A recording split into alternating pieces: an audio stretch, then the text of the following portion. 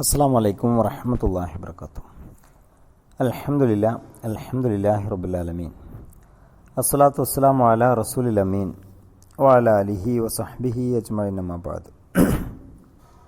റബ്ബി ഇശ്റഹ് ലി സദ്രി വയസ്സിർ ലി അംരി വഹ്ലുൽ ഉഖ്ദത മിൻ ലിസാനി യഫ്ഖഹു ഖൗലി.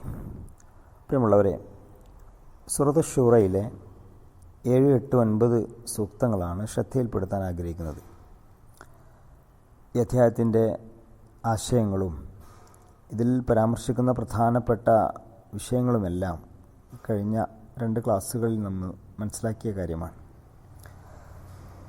അള്ളാഹു പറയുന്നു, വകദാലിക ഔഹൈനാ ഇലൈക ഖുർആനൻ അറബിയ്യൻ ലിതുൻദിറ ഉമ്മൽ ഖുറ വമൻ ഹൗലഹ വതുൻദിറ യൗമൽ ജംഇ ലാ റൈബ ഫീ. പ്രവാചകരെ, ഈ വിധം നിനക്കു നാം അറബി ഭാഷയിലുള്ള ഖുർആൻ ബോധനം നൽകിയിരിക്കുന്നു. നീ മാതൃനഗരത്തിലുള്ളവർക്കും അതിനു ചുറ്റുമുള്ളവർക്കും മുന്നറിയിപ്പ് നൽകാനാണിത്. ഖുർആനൻ അറബിയൻ, ഖുർആൻ അറബിയിലാണ്. ഈ അറബി ഖുർആൻ താങ്കൾക്ക് ബോധനം നൽകിയിരിക്കുന്നു എന്നാണ്. ഇവിടെ റസൂലുള്ളാഹി സ്വല്ലല്ലാഹു അലൈഹി വസല്ലമയോട് പറയുന്നത്, അറബി ഭാഷയിലുള്ള ഖുർആൻ നിങ്ങൾക്കറിഞ്ഞുകൂടാത്ത ഒരു ഭാഷയല്ല എന്ന് സാരം. നിങ്ങളുടെ മാതൃഭാഷയിൽ തന്നെയാണ്, നിങ്ങൾക്ക് നേരിട്ട് മനസ്സിലാക്കാൻ കഴിയുന്നു. അതിൻ്റെ ഉള്ളടക്കം പരിശോധിച്ച് നോക്കുക. ഇത്രയും സുവ്യക്തവും നിസ്വാർത്ഥവുമായ മാർഗദർശനം അള്ളാഹുവിൽ നിന്നല്ലാതെ മറ്റാരിൽ നിന്നാണ് ഉണ്ടാവുക? നീ മുന്നറിയിപ്പ് നൽകണം അവർക്ക്, നിൻ്റെ ഈ നഗരത്തിലും അതിനു ചുറ്റുമുള്ളവർക്കും. വതുൻദിറ, ഇൽനാർ എന്ന് പറഞ്ഞാൽ മുന്നറിയിപ്പ്. യൗമൽ ജംഇ ലാ റൈബ ഫീ, സംഭവിക്കുമെന്ന കാര്യത്തിൽ യാതൊരു സംശയവുമില്ല, ഒരു തർക്കവുമില്ലാത്ത ആ മഹാസംഗമത്തെക്കുറിച്ച് മുന്നറിയിപ്പ് നൽകുക. ഫരീഖും ഫിൽ ജന്ന വ ഫരീഖും ഫിസ് സഈർ. അന്ന് ഒരു വിഭാഗം സ്വർഗത്തിലായിരിക്കും, മറ്റൊരു വിഭാഗം നരകത്തിലായിരിക്കും.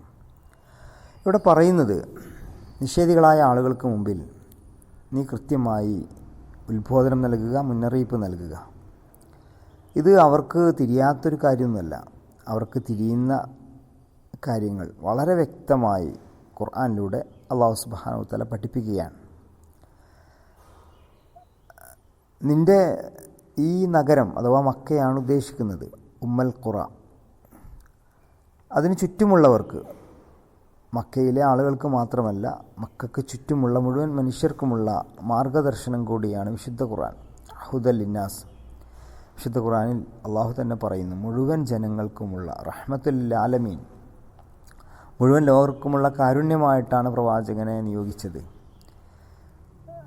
അതുപോലെ തന്നെ ഒരു സംശയവും വേണ്ട, നിങ്ങളെ ഒരുമിച്ച് കൂട്ടുന്ന ഒരു ദിനം വരാനുണ്ട്. ഈ മുന്നറിയിപ്പ് എന്ന് പറയുന്നത് അവരുടെ അബദ്ധങ്ങളിൽ നിന്ന് അവരെ തിരുത്തുക എന്നാണ്. അവരുടെ ചിന്താപരം, വിശ്വാസപരം, കർമ്മപരമായ ഒരുപാട് അബദ്ധങ്ങളും ജീർണതകളുമുണ്ട്. ഇതിൻ്റെ എല്ലാം പരിണിതി അത്യന്തം നാശമായിരിക്കും എന്ന് അവരെ ബോധ്യപ്പെടുത്തുക. തിന്മയിൽ മുഴുകിയ മനുഷ്യനെ സംബന്ധിച്ചിടത്തോളം അയാളുടെ ജീവിതത്തിൽ ഒരു സന്തോഷം ഉണ്ടാവില്ല. ഓരോ തിന്മകൾ ചെയ്യുന്തോറും ജീവിതത്തിൻ്റെ സന്തോഷങ്ങൾ ഇങ്ങനെ കുറഞ്ഞുകൊണ്ടേയിരിക്കും.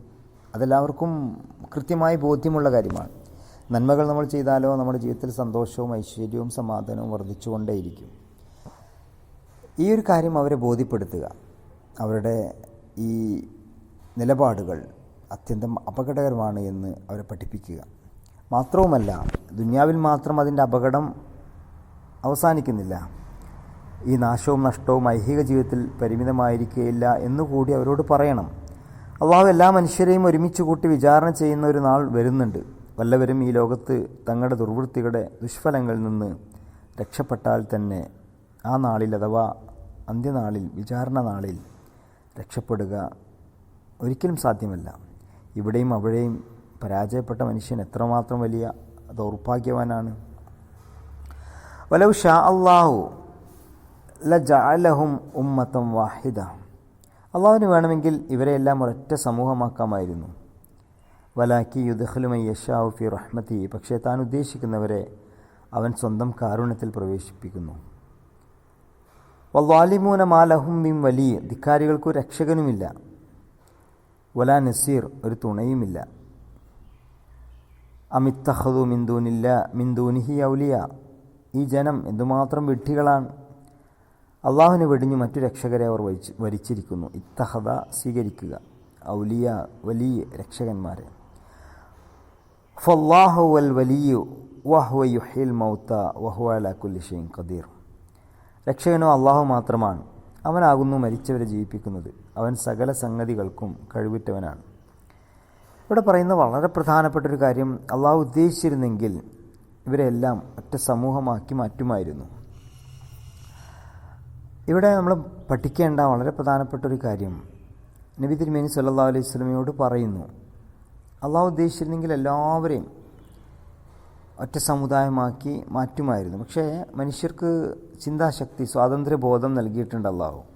അതുകൊണ്ട് നീ അവരെ നന്മ തിന്മകളെപ്പറ്റി ഉത്ബോധിപ്പിക്കുക. ശരിയും തെറ്റും, സത്യവും അസത്യവും, നീതിയും അനീതിയും എന്താണ് എന്ന് അവരെ പഠിപ്പിക്കുക. ഈ മലകളും മരങ്ങളും മറ്റ് കോടാനുകോടി ജീവജാലങ്ങളെയും സൃഷ്ടിച്ച് സംവിധാനിച്ച് പോരുന്ന അള്ളാഹുവിനെ സംബന്ധിച്ചിടത്തോളം മനുഷ്യരെ ഒരൊറ്റ സമൂഹമാക്കുക എന്നതൊരിക്കലും പ്രയാസമുള്ള കാര്യമേ അല്ല. പക്ഷേ അള്ളാഹു മനുഷ്യർക്ക് ചിന്താസ്വാതന്ത്ര്യം നൽകി. ആ ചിന്താസ്വാതന്ത്ര്യം ഉപയോഗിച്ച് മനുഷ്യൻ നന്മ തിന്മകൾ തിരഞ്ഞെടുക്കുമ്പോഴാണ് അവൻ ഏറ്റവും ഉന്നതനായി മാറുന്നത്. അവൻ്റെ മനസ്സിനെ മലിനപ്പെടുത്തി അവൻ്റെ സ്വാതന്ത്ര്യത്തെ അവൻ വേണ്ട രൂപത്തിൽ ഉപയോഗപ്പെടുത്താതെ തിന്മയുടെ വഴിയാണ് സ്വീകരിച്ചത് എങ്കിൽ അസ്ഫല സാഫിലീൻ, അവൻ ഏറ്റവും മോശക്കാരനായിട്ട് മാറുകയും ചെയ്യും.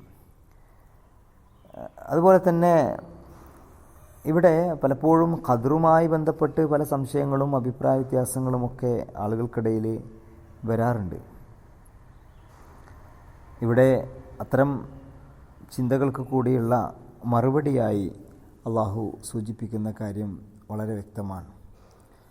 ദീനീ പ്രബോധനത്തിൻ്റെയും സാമൂഹിക സംസ്കരണത്തിൻ്റെയും രംഗങ്ങളിൽ പലപ്പോഴും അഭിമുഖീകരിക്കേണ്ടുന്ന പ്രശ്നങ്ങളുടെ യാഥാർത്ഥ്യം വിശ്വാസികൾക്ക് മനസ്സിലാക്കി കൊടുക്കുകയാണ് ഇവിടെ ഈ പറഞ്ഞതിൻ്റെ ലക്ഷ്യം. സയ്യിദ് അബുൽ അല മൗദൂദി സാഹിബ് വിശദീകരിക്കുന്ന കാര്യങ്ങൾ ശ്രദ്ധിക്കുക. മനുഷ്യർക്ക് അള്ളാഹു നൽകിയ ഇച്ഛിക്കാനും തിരഞ്ഞെടുക്കുവാനുമുള്ള സ്വാതന്ത്ര്യത്തിൻ്റെയും അതനുസരിച്ച് ആളുകളുടെ സ്വഭാവ രീതിയിൽ ഉളവാക്കുന്ന വൈവിധ്യങ്ങളുടെയും യാഥാർത്ഥ്യം മനസ്സിലാക്കാത്തവർ സംസ്കരണ പ്രക്രിയയുടെ മന്ദഗതി കണ്ട് ചിലപ്പോൾ നിരാശരായി പോകുന്നു. അവർ ആഗ്രഹിക്കുന്നു, അള്ളാഹുവിങ്കിൽ നിന്ന് വല്ല ദിവ്യത്ഭുതമോ കറാമത്തോ പ്രത്യക്ഷപ്പെട്ടെങ്കിൽ എത്ര നന്നായിരുന്നു. അത് കണ്ടപാട് ആളുകൾക്ക് മാനസാന്തരമുണ്ടായിരുന്നെങ്കിൽ. ചിലപ്പോൾ ഇത്തരക്കാർ അമിതാവേശത്തോടെ സംസ്കരണ പ്രവർത്തനത്തിൽ ഏർപ്പെട്ട് അനാരോഗ്യകരമായ മാർഗങ്ങൾ സ്വീകരിക്കുന്നതിലേക്ക് തിരിയുന്നു. ഈ ലക്ഷ്യത്തോടെയും ചില സ്ഥലങ്ങളിൽ ഖുർആൻ ഇക്കാര്യം പരാമർശിച്ചിട്ടുണ്ട്. തഫീം 1-ാം വാള്യം സൂറത്തുർ റഅദ് 31, അതുപോലെ തന്നെ സൂറത്തുൻ നഹ്ൽ 33 സൂക്തങ്ങളുടെ വ്യാഖ്യാനത്തിൽ ഇക്കാര്യം വളരെ കൃത്യമായിട്ട് സയ്യിദ് അബുൽ അല മൗദൂദി സാഹിബ് പറയുന്നു. ഈ ലക്ഷ്യങ്ങൾക്ക് വേണ്ടി അതിപ്രധാനമായൊരു വിഷയമാണ് സംക്ഷിപ്തമായ മുകളിലെ ഖുർആൻ സൂക്തങ്ങളിലുള്ളത്. അതിങ്ങനെയാണ്: ഈ ലോകത്ത് അള്ളാഹുവിൻ്റെ പ്രാതിനിധ്യം, പരലോകത്ത് അവൻ്റെ സന്മാർഗവും ഒരു ചില്ലർ അനുഗ്രഹമൊന്നുമല്ല. മണ്ണ്, കല്ല്, കഴുത, കുതിര തുടങ്ങിയവയുടെ നിലവാരത്തിലുള്ള സൃഷ്ടികൾമേൽ ഒരു പൊതു ഔദാര്യം എന്ന നിലയിൽ കെട്ടിവെക്കപ്പെടാവുന്ന ഒന്നല്ല അത്. മലക്കുകൾക്ക് പോലും ചിതമായി തോന്നാത്ത ഉന്നതവും വിശിഷ്ടവുമായ ഒരു അനുഗ്രഹമാണത്. ഈ പ്രത്യേക അനുഗ്രഹത്തിന് വേണ്ടിയാണ് അള്ളാഹു മനുഷ്യരെ ഇച്ഛാസ്വാതന്ത്ര്യമുള്ള ജീവിയായി സൃഷ്ടിച്ചത്. തൻ്റെ വിശാലമായ ഭൂമിയിലെ സകല വസ്തുക്കളെയും അവൻ്റെ കൈകാര്യത്തിന് വിധേയമാക്കിയത്, അവൻ അത്ഭുതകരമായ കഴിവുകൾ നൽകിയത്, ഇതൊക്കെ മനുഷ്യന് അള്ളാഹുവിൻ്റെ പരീക്ഷയെ തരണം ചെയ്യാനുള്ള ഉപകരണങ്ങളാണ്. ആ പരീക്ഷണം വിജയകരമായി തരണം ചെയ്താലേ ഏതൊരു മനുഷ്യനും പ്രസ്തുത വിശിഷ്ട അനുഗ്രഹത്തിന് അർഹനാകൂ. ഈ അനുഗ്രഹം അള്ളാഹുവിൻ്റെ സ്വന്തമാണ്, മറ്റാർക്കും അതിൽ അവകാശമില്ല. സ്വന്തം സത്തയുടെ അർഹത വാദിച്ചുകൊണ്ട് ആർക്കും അത് നേടാൻ കഴിയില്ല. ബലാത്കാരത്തോടെ പിടിച്ചെടുക്കാനും ആർക്കും കഴിവില്ല. അള്ളാഹുവിന് മുമ്പിൽ സ്വയം സമർപ്പിച്ചവർക്ക്, അവനെ സ്വന്തം രക്ഷാധികാരിയാക്കുകയും അവൻ്റെ പാശം മുറുകെ പിടിച്ചവർക്കും മാത്രമേ അത് നേടാനാകൂ. അങ്ങനെയുള്ളവരെ അള്ളാഹു സഹായിക്കുകയും മാർഗദർശനം നൽകുകയും ചെയ്യുന്നു. ചുരുക്കത്തിൽ, പരീക്ഷയെ വിജയകരമായി തരണം ചെയ്യുന്നതിനനുസരിച്ചാണ് അവൻ്റെ സന്മാർഗം നിലകൊള്ളുന്നത്. അടുത്ത സൂക്തത്തിൽ പറയുന്നത്, അമിത്തഖദു മിൻ ദൂനിഹി ഔലിയ, എത്ര വിഡ്ഢികളാണ് മനുഷ്യർ, അവർ അള്ളാഹുവിനെ കൂടാതെ മറ്റു രക്ഷകന്മാരെ വരിച്ചിരിക്കുന്നു. ഫല്ലാഹു വൽ വലി, യഥാർത്ഥത്തിൽ അള്ളാഹുവാണ് രക്ഷകൻ. എന്താണ് അതിൻ്റെ കാരണം? വഹുവ യുഹ്യിൽ മൗത്ത, അവൻ മരിച്ചവരെ ജീവിപ്പിക്കുന്നു. വഹുവ അലാ കുല്ലി ഷൈഇൻ ഖദീർ, അവൻ എല്ലാ സംഗതികൾക്കും കഴിവുള്ളവനാണ്. അള്ളാഹുവിനെ കൂടാതെ മറ്റുള്ളവരോട് വിളിച്ച് പ്രാർത്ഥിക്കുന്ന രക്ഷകരായി സ്വീകരിക്കുന്ന ആളുകൾ വലിയ വിഡ്ഢികളാണ്. വിശുദ്ധ ഖുർആനിൽ പറയുന്നുണ്ട്, ഒരു ഈത്തപ്പഴക്കുരുവിൻ്റെ പാട പോലും നിർമ്മിക്കാൻ സാധിക്കാത്തവരാണവർ. എന്താ ചെയ്യാൻ കഴിയുക?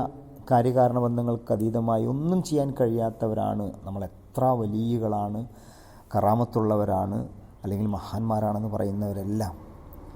അള്ളാഹുവാണ് നമ്മുടെ രക്ഷകൻ. ചെരുപ്പിൻ്റെ വാറ് പൊട്ടിയാൽ പോലും സഹായം തേടുന്നത് റബ്ബിനോടാണ്. നമ്മുടെ ജീവിതത്തിൻ്റെ എല്ലാ കാര്യങ്ങളും നിർവഹിക്കാൻ നമ്മെ സഹായിക്കുന്നത് അള്ളാഹുവാണ്. ആ വിശ്വാസം നമ്മൾ കളങ്കപ്പെടുത്തിക്കൂടാ. നിങ്ങളെ ജീവിപ്പിക്കുന്നവൻ, മരിപ്പിക്കുന്നവൻ അള്ളാഹുവാണ്. എല്ലാ കാര്യങ്ങൾക്കും കഴിവുള്ളവൻ അള്ളാഹുവാണ്. അധികാരം ആരുടെ കയ്യിലാണോ അവനാണ് യഥാർത്ഥ സംരക്ഷകൻ. മറ്റ് ആരെക്കുറിച്ച് നമ്മൾ എത്ര വാദിച്ചാലും അവർ നമ്മുടെ സംരക്ഷകരായിട്ട് മാറുകയില്ല.